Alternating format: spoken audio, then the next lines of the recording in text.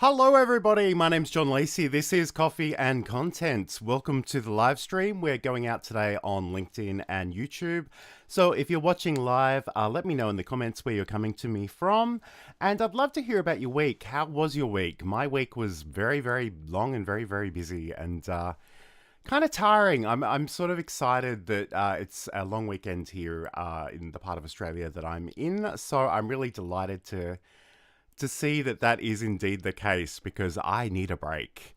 So I don't know, it might be a little bit weird me live streaming on a Saturday morning, but I do have my coffee and I do have some content to share with you, and I'm happy to take any questions in the chat too. So if you've got something, tell me all about it in the chat. I'd love to hear from you. Again, thank you so much for joining me. You might be on YouTube or LinkedIn, so let me know where you are when you chat. And I hope you enjoy today's presentation. So I've got a number of different things I want to show you. I want to talk to you about OBS Studio. I want to show you the really cool teleprompter that I've got for my setup too, because it's really changed my life. It's been amazing. And we'll get to that fun stuff. But first, I do need to get on my soapbox a little bit. I do need to share this with you. And this is sort of directed primarily at the LinkedIn people, because this is where I see it happening the most. But it's good advice for everybody, so enjoy. Hi LinkedIn, we need to talk. It's not you, it's me. Well, actually it is you. Well, some of you. But we do need to talk. I'm sure you meant well. I'm sure you listened to LinkedIn gurus who assured you that doing this would stop the scroll and make your posts pop. And I'm sure you use tools like this. But here's the thing, these Unicode characters might look like bold or italic text, but they're not. For those of us who can see them, we might recognize the basic shapes as letter forms, but computers won't see them the same way.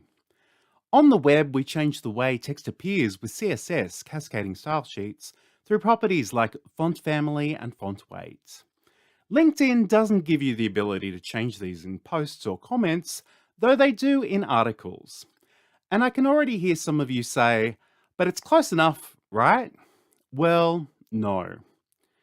One thing that you really need to understand is that screen readers, which are pieces of technology used by people who are blind, have low vision, or just prefer to hear rather than look at text, won't recognize these symbols in the way you hoped they would. And this can really change the content of your message for people who use them. And normally I'd appeal to your good nature. I would encourage you to make accessible content because it's the right thing to do. But today I'm going to take a different tact. I'm going to appeal to your ego. Because the truth is, this inaccessible content might completely change your message and what people think of you. Now, I've obscured the following example, but I want to assure you it's real. I did not make this up for the purpose of this demonstration. Sometimes people will use these pretend bold symbols for the parts of the text they want to emphasize. Consider this example. As someone who can see these shapes, I would read it as sales from LinkedIn, without spamming, no messaging, no BS promises. Now the words in this text that are emphasized with this pretend bold text are without, no, and no.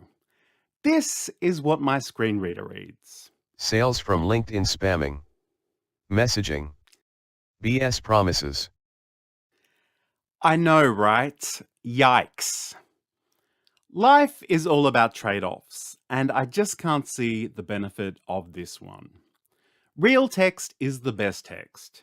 So I think we need to break up with these faux bold and italic Unicode characters. If you know someone who needs this reminder, please share the video. So that's a good thing to know. Just make sure you're using that real text because, you know, we don't want to exclude people from our potential audience as content creators. So that is, you know, an important message, and one, it's sort of one that I often think it's the hill I'm going to die on, because I'm not a very confrontational person. I won't pick a fight with people for the sake of it.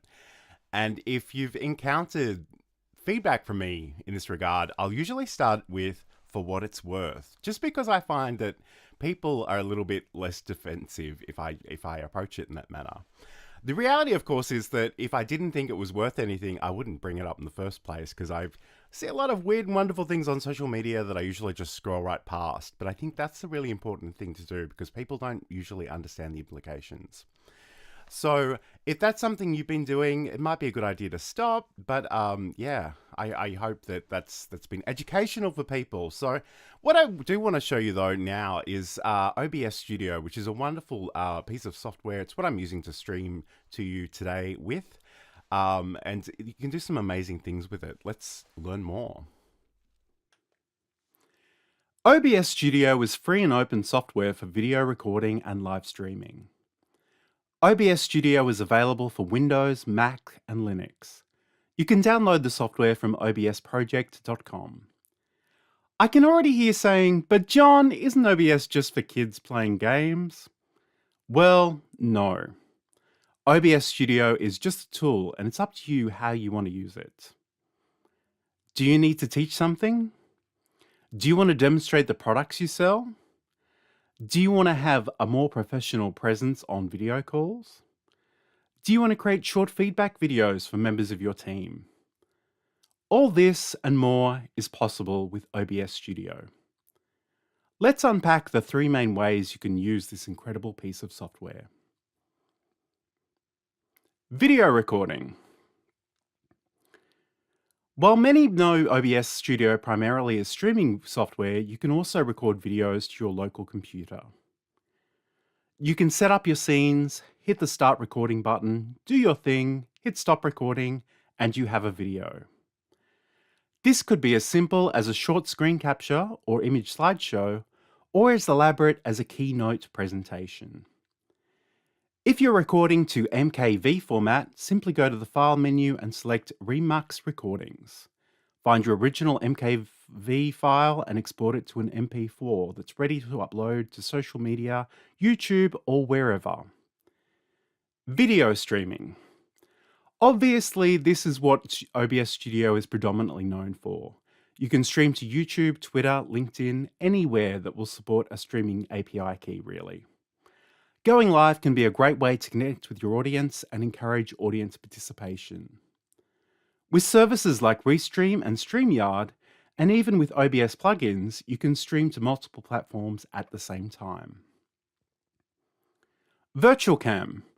Some of you, no doubt, spend a lot of time in video meetings, and my heart goes out to you. But for the purposes of this video, I want to direct you to a really cool feature of OBS Studio called Virtual Cam.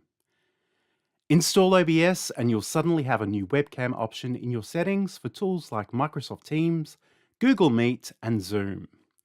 You can set up your scene and that's what the other people in the meeting will see.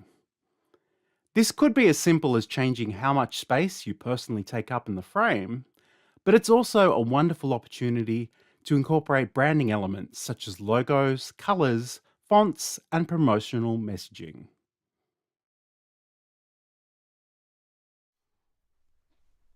And there we go. That's OBS Studio. So obviously, not everybody in the world is necessarily live streaming, and I think sometimes the assumption is that if you're not live streaming, there's no point in having that piece of software. But in reality, it can be incredibly useful for people that are on webcam meetings because you can choose what you share in the screen. It can be as simple as sort of thinking about the way that your camera is framed, or it can be really elaborate with different colors and fonts and branding materials and green screens and lights. It's entirely up to you, and it does depend a little bit on what you're trying to achieve. So, I'm really enthusiastic about video and live streaming. It's so magical to me, and I do love the equipment. I love the gear, I have to tell you. One of the things that's made my life easier of late has actually been the introduction of a little teleprompter to my setup. So let me tell you a little bit more about that. Part of the reason I've been creating more video content lately is because I want to work on my presentation skills. I feel they're pretty good, but they could be better. Sometimes if I'm doing a software demonstration, there will be a million ums and ahs in there. And to be honest, it probably doesn't matter. To err is human. And the feedback I've received from people seems to indicate they don't care. But I kind of do. It bothers me. For this reason, I've been really interested in incorporating a teleprompter into my video creation process. Now, the thing that you need to know about most small teleprompter devices is that they're designed to attach to an SLR camera lens. This was never going to work for my little Sony ZV-E10 lens. What I was really interested in was finding something I could attach via the Elgato multi-mount system. And I don't know if you've been in this situation, but when I searched Google, I came up with nothing. So after looking at thousands of different models, I ended up buying this DesView T3S teleprompter. Side note, you will see this brand referenced across the internet as both DesView and BezView because of a pretty confusing logo. In reality, it seems to officially be DesView with a D. The thing that captured my attention about this particular unit is that there is a railing that acts as a support for both the camera and the teleprompter. In reality, it still needs a serious SLR lens to support the teleprompter, but fortunately it had a 1/4 inch thread at the bottom of the unit so I could attach it to an Elgato strong arm. Essentially what I ended up doing was using 2 strong arm mounts on the Elgato multi-mount, one slightly higher than the other for the camera, and the lower rung for the teleprompter. And this has actually worked really well.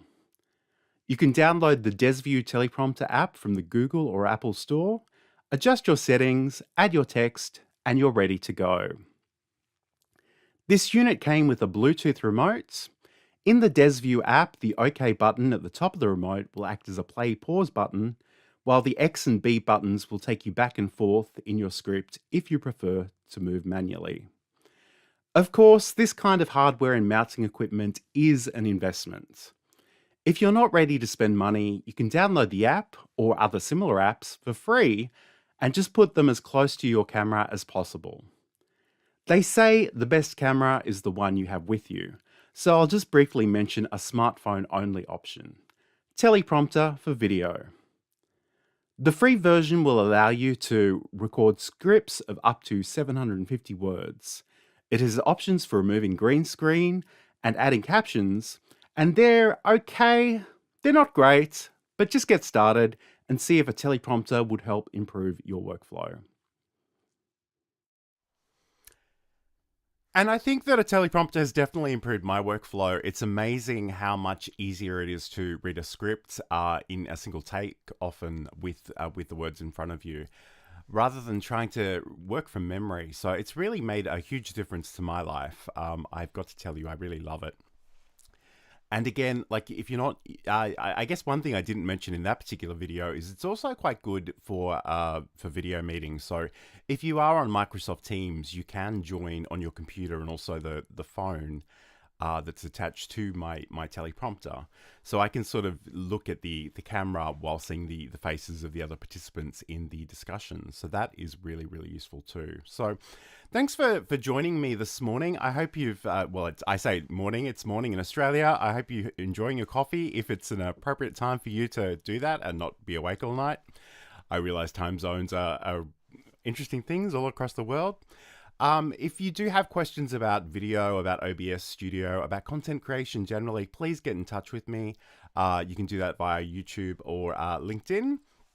And again, like I'm really passionate about video. I actually upgraded to the latest version of Camtasia this week.